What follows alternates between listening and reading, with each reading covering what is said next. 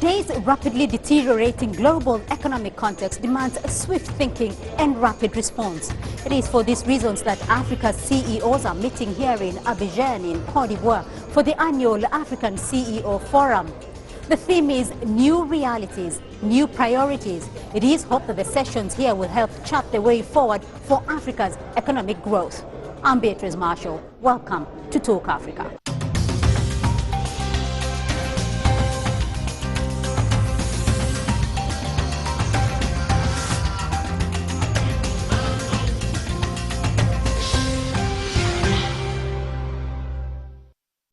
Now, after a decade of accelerated economic growth, Africa is experiencing its share of global economic challenges.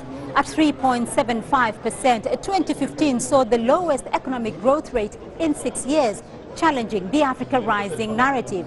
So how can African companies build on their resilience without losing out on their ambitions? Well, I sat down with some of Africa's top minds to find out how.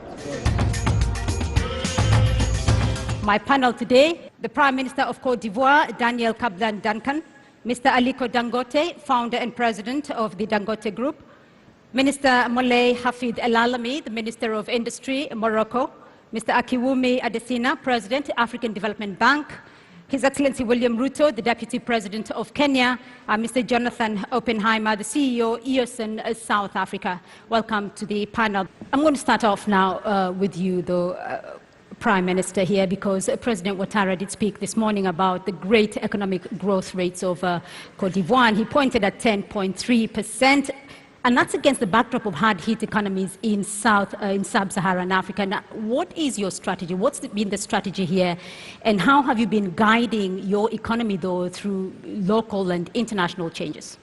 Ce que j'essaie donc de dire, pour répondre à la question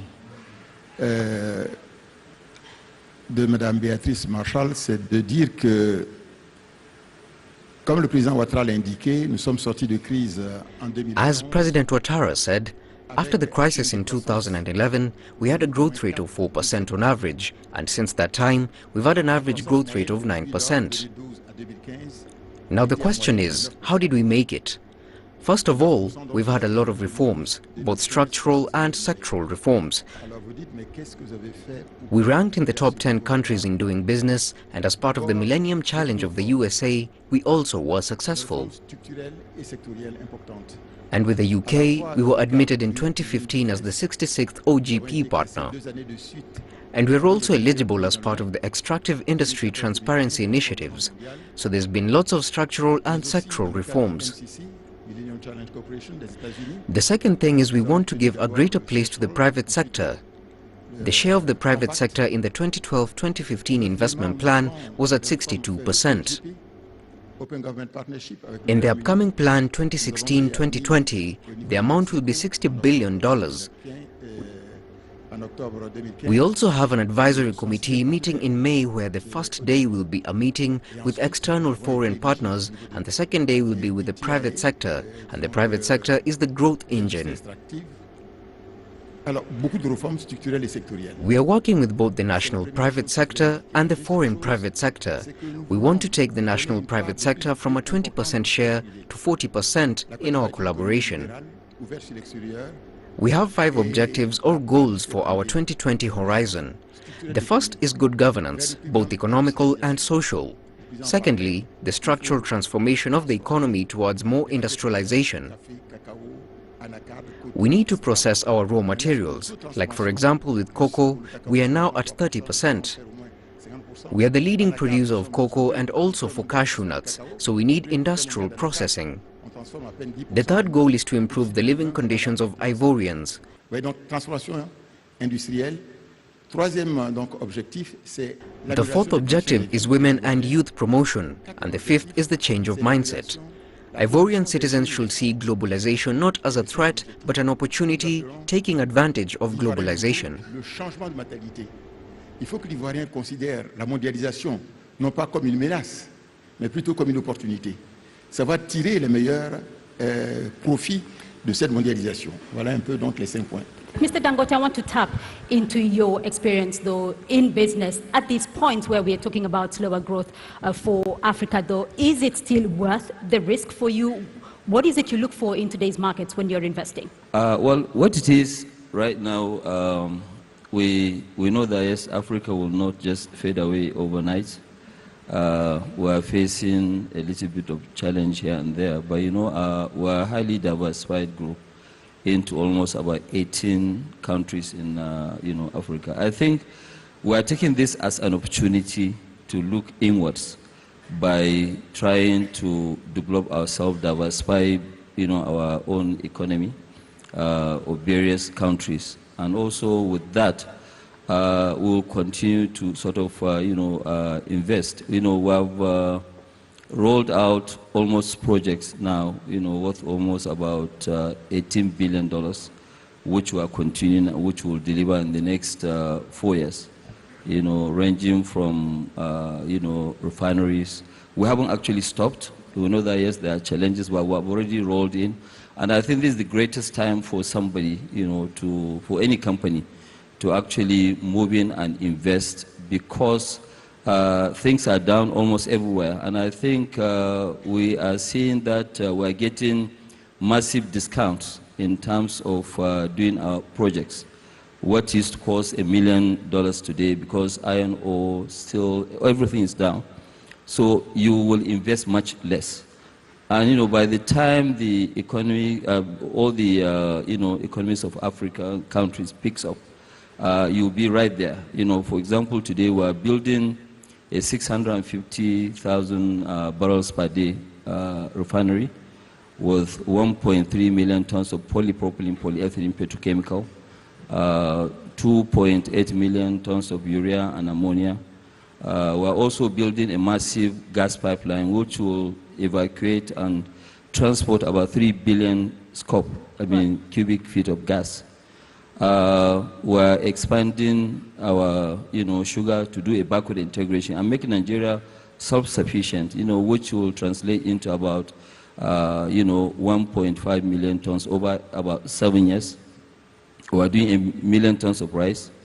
And then we are expanding our cement business, because the only business that we do outside Nigeria for now is cement. So we have gone to 17 other countries outside Nigeria, you know, to develop that. And the target is that by 2019, we'll be at about 80 million tons. With that, are we really very bullish about Africa? Yes, we are very bullish about, you know, Africa. There are hard times, but also hard times bring opportunities. And we are working on this. We are working on these opportunities. If all of us will sit down, nobody will actually come in to invest. So the best thing for us to do as Africans is for us to lead by making sure that, yes, we give that confidence to other non-Africans, right, so that they could actually come and partner with us and develop Africa. Minister Elalamy, because a lot has been talked about industrialization at this moment, the slowing down or the economic transition from China away from the manufacturing to you know, a services and a services-led and consumer-led economy. What impact is that going to have for Africa, and what is Africa's strategy here in tapping into that manufacturing-led wave economy? Merci pour cette question concernant la Chine. En effet, il y a une transformation très importante qui s'opère au niveau mondial. Thank you for that question. Indeed, there's an important transformation that's going on at a global level. There's a move and a change in the global economic landscape. China is playing an important role because it has decided, and I underscore decided, to change its model and to increase the demand. So it has increased minimum wages.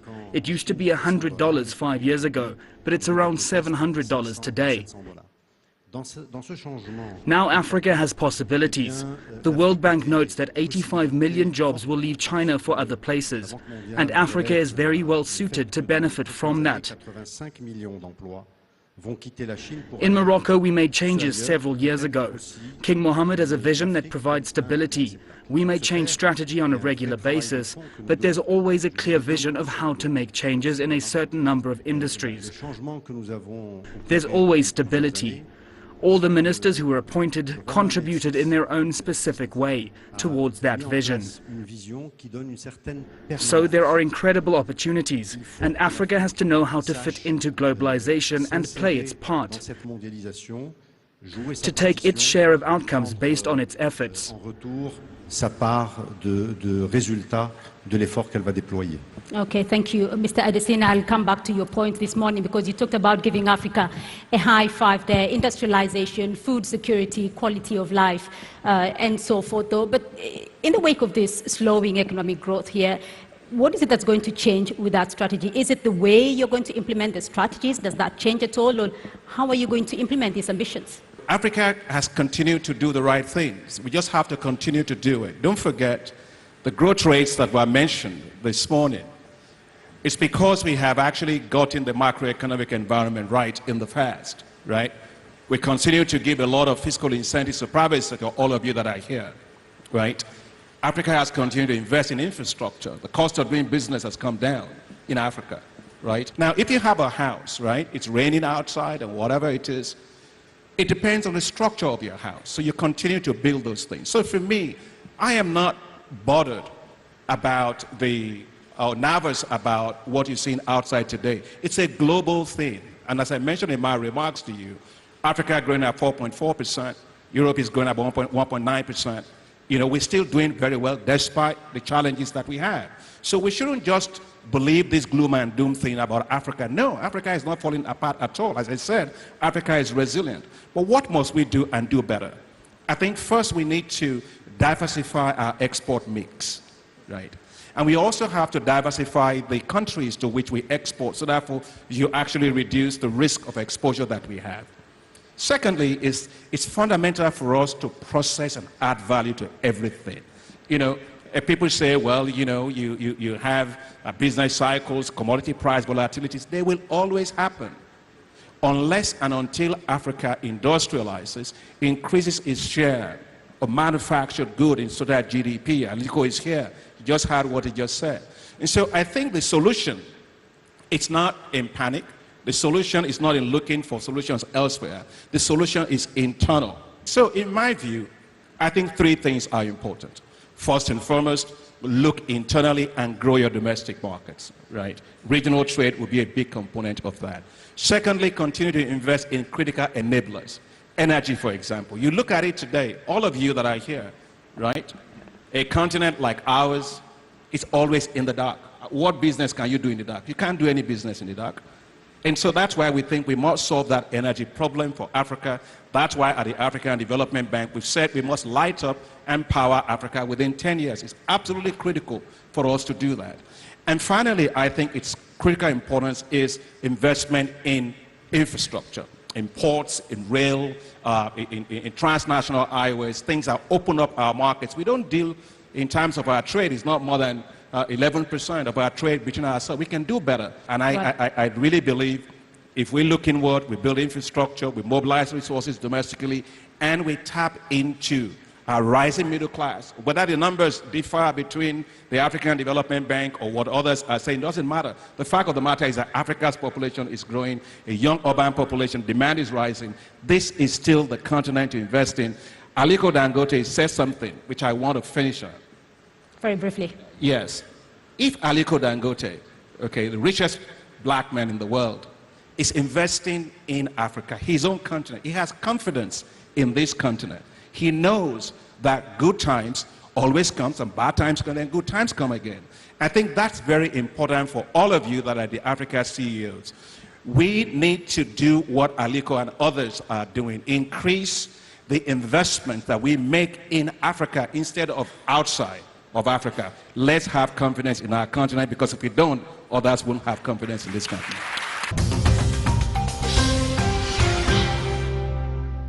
Mr. Ruto, though, as you've heard from here, though, and worldwide perceptions of Africa's economies have changed over the few years. Have we really performed, though, near our potential up until this point? What has been working? What is failing us? If you look at where we are today, you should juxtapose that with where did we come from. The narrative that we have today about Africa rising is a narrative that we have developed as Africans after discovering the tremendous potential that exists within us, within our continent. For a very long time, we lived with a narrative that came from elsewhere, that was prescribed on us. Africa, the continent of conflict, disease, war, and all the negative things. And it is our responsibility as the policymakers and the business people of this continent to work on the Africa narrative, Africa Rising narrative, and make it a reality, because it is possible. And we cannot, for a moment,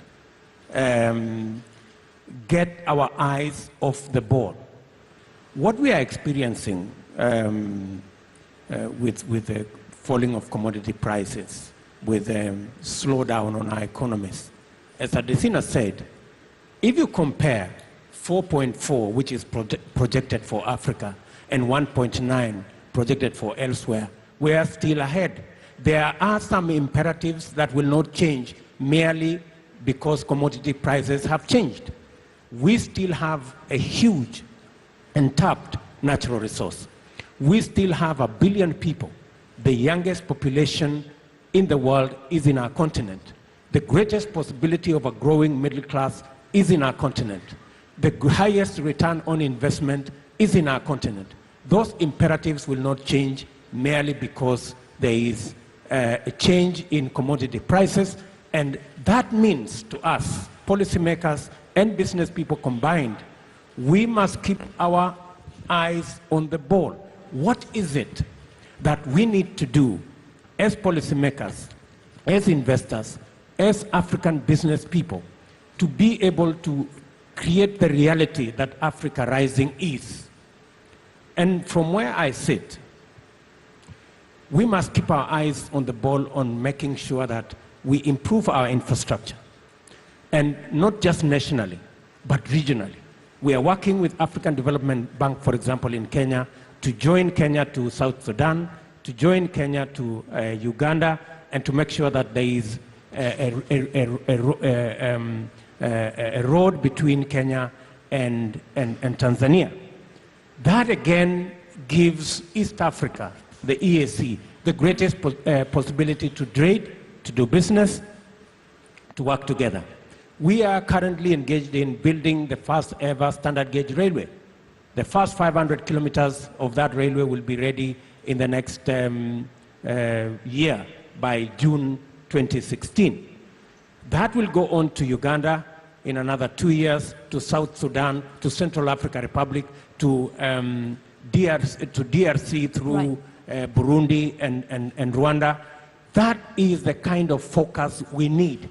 Instead of focusing on the small challenge that we have at the moment of commodity prices, we must keep our eyes on the ball, knowing that we need the infrastructure, we need to generate more energy. For Kenya, we are focused on making sure that we bring down the cost of energy. In the last 3 years, we've brought down the cost of energy from 18 US cents per kilowatt hour to 14, and we are progressing. We are enhancing our energy mix. We are enhancing our energy mix. We have moved the number of households connected to electricity from 30% 3 years ago to 52% now. Our focus is that in the next 3 years, we must move households connected to electricity to 70%. We have connected every primary school in Kenya today to electricity because we believe in technology. And let me say this one thing, Beatrice, before you... Very briefly. We should leverage, as Africans, as a people of this continent, and leapfrog using technology. Why do I say that? For example, in Kenya, using mobile money technology. Today, 50% of all mobile money transfers in the world happens in Kenya. We are moving $10 billion US every year using mobile money technology. Technology can leverage where we are, and we can leapfrog from where we are to where the rest are in a shorter time using technology. That's why we need to be keen on where do we invest to get the highest returns. Lastly, ladies and gentlemen of this continent, policymakers and business people, we must not get our eyes off the ball because of small hiccups and minor challenges. Mr. Dangote, I'm going to come to you with this question, though. What do you think is Africa's single biggest competitive advantage here? What are the strategies that we are going to use to achieve that competitiveness in the wake of the economic situation facing us here? Well, thank you. Well, first of the competitiveness, I think, is for us to do more intra-trade. Because you see, the way things are, it will be very, very difficult for us to produce goods and export them to Europe and be competitive. And it is a pity that within us, we have issues. One of the real issues is actually movement of goods and people. I mean, today, let's take, for instance, a country like Rwanda, where they say, okay, fine, it is free visa for any African who is visiting Rwanda can get a visa at the airport. But despite that, Rwandans need visas for 78% of African countries, which does not really make sense at all. I mean, today, if I make a mistake and arrive at, South Africa without a visa, because that actually almost happened to me last week, because I traveled and also I hold about 8 passports. Not that they finished, but the pages have actually finished. And I left 5 of those passports inside the aircraft, and I thought I left them in Nigeria, but my passport, there was no visa on that particular passport. It was on the other 5 that I left in the aircraft. So when I got there, now they allow my, head of strategy, who works for me, to pass because, he has an American passport. Okay? He has no visa, nothing. But then the lady said, well, I'm sorry, Mr. Dangote, you don't have a visa here, so, what do we do? And, I panicked, really. I had to go back and search everywhere in the aircraft, then I found those. So without that, without finding the passport, they would have actually turned me back. So you can see, how do you really interact? How do you do businesses among yourselves? But our situation is not really a bad situation, because if you look at it, we have inwards businesses that we could actually do that can transform our various countries.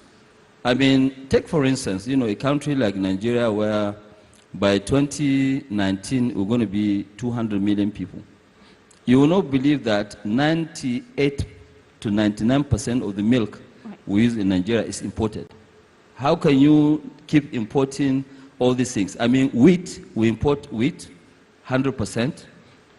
We import almost 65% of rice. President Adesina, when he was there as agriculture minister, he did quite a lot in trying to transform this. So in Africa, what we need to do is actually to even try and, first of all, be self-sufficient and go for massive industrialization. Right. Okay, we'll create jobs, we'll create quite, and the easiest thing to look at, especially when you look at the African countries, we have our own markets. That's a market. So it's like US. The biggest thing in US in terms of their growth is the domestic market. So we need to look at our own and say, okay, fine, how do we get there? And we have all the ingredients to get to the next level. First of all, to industrialize, put a lot of infrastructure, because we are lacking in infrastructure. We need about 100 billion. Do you think that the ADB president said about power? Power is an issue almost all over Africa. Maybe even in Ethiopia now it's an issue. So we need to look at, okay, how do we power Africa? I mean, from where I come from, which is Kano in Nigeria, Kano State in Nigeria, we have over 20 million people. Out of 20 million people, we are sharing 35 megawatts only. So that's why when we started business as a group, we said that no, we will not go into the national grid. Every single country that we are, operating, will generate our own power. And that's why we've been very, very successful. I'll come to you, though, Minister Elalamy, because you are a co-proponent of South-South cooperation. What do you think industrialization, as has been mentioned here, as the key for Africa's growth. How do you think the South-South cooperation can build industrialization for Africa? Je crois qu'il est important de souligner que chacun des pays pris individuellement en Afrique, à l'exception de quelques... I think we are not visible on international radars as African countries. It's important to note this, admit that, and work towards improving that. Most African economies taken individually, except 4 or 5, are not visible on any radar. By talking about South-South cooperation and intra-trade and so on, we in Morocco take much delight. In the past, I noted this absence of African economies on the international radars, because I used to work in an international insurance company. I saw global leaders coming to our country, asking what we could do together for joint ventures. And when I was working on the Moroccan economy only, it was not visible. So I think regional integration is one element. I spoke about China, but there are several other reasons why we should be hopeful. We have training for human resource development. One of the challenges we've had is that our continent is attractive, but there are arguments that investors will put on the table quite regularly about human resources. So what is important for me is job creation. In Morocco, over the next 10 years, we will need over 1.3 million jobs. The industrial sector has created 75,000 so far, and that is ridiculously low compared to what we need. So we may talk about how we get to this, but Africa has a capacity and opportunity that is unique, and we need to be able to seize these. We all have our own formulas, so maybe we need to start sharing them. Il y a des formules que nous pourrions partager. Je crois que chacun d'entre nous a une partie de cette formule. Well, we've come to the end of this session on Between Ambition and Resilience, a very dynamic panel here. I hope you have all enjoyed the discussion on this panel. Prime Minister Kablan Duncan, thank you. Mr. Dangote, Minister Elalame, Mr. Adesina, Deputy President William Ruto, and Mr. Oppenheimer, thank you very much for your dynamic contribution. And that's all we have time for this week on Talk Africa. But do join us again next week for more insights from Africa's leaders. From Abidjan in Côte d'Ivoire, it's goodbye.